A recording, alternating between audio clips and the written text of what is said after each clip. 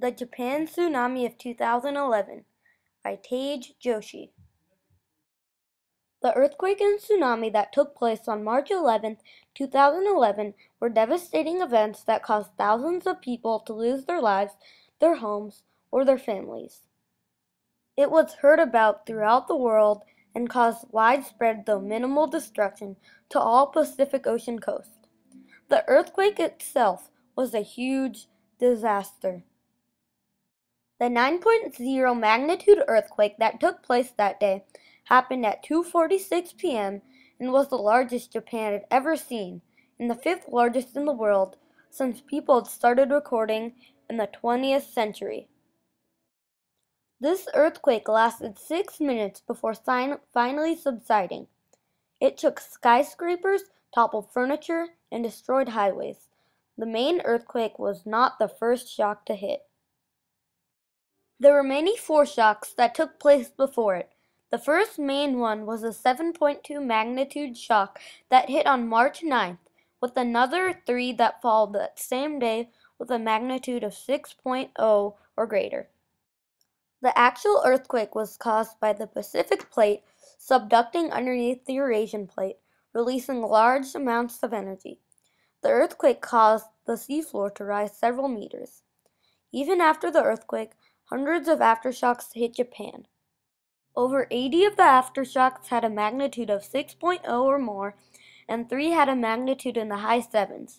Even with the widespread destruction and deaths that the earthquake caused, the people of Japan's ordeal was not over yet. The earthquake triggered multiple tsunamis, causing massive 40.5-meter waves. They raced across the Pacific Ocean, building up speed and strength as they went. The tsunami at Japan was actually a merging tsunami. Tsunamis thought to exist, but first seen at Japan.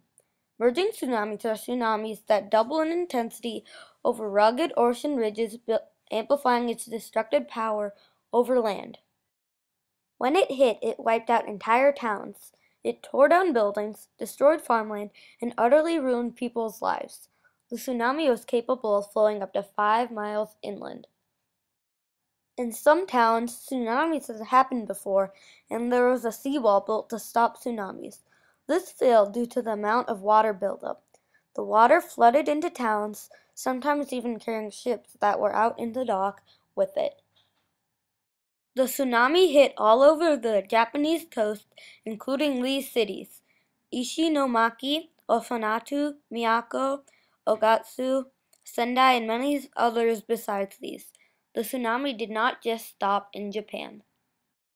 It went all the way to the other side of the Pacific Ocean.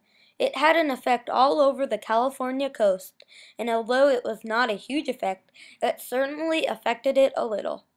Even though the earthquake caused numerous deaths, the tsunami caused far more. The most official recent count labels 15,880 dead, 6,135 injured, and 2,694 missing. In addition to this, 129,225 buildings were totally collapsed, 254,204 buildings were partially collapsed, and 691,786 were partially damaged. The destruction that this disaster caused is huge. All over Japan, roads and rail lines were damaged, electric power was knocked out, and water and sewage systems were disrupted. A dam even burst in one city. The tsunami dragged back many things into the ocean, including transportation devices like ships and cars. It toppled and dragged back trees, homes, and people. The earthquake also caused multiple fires all over Japan.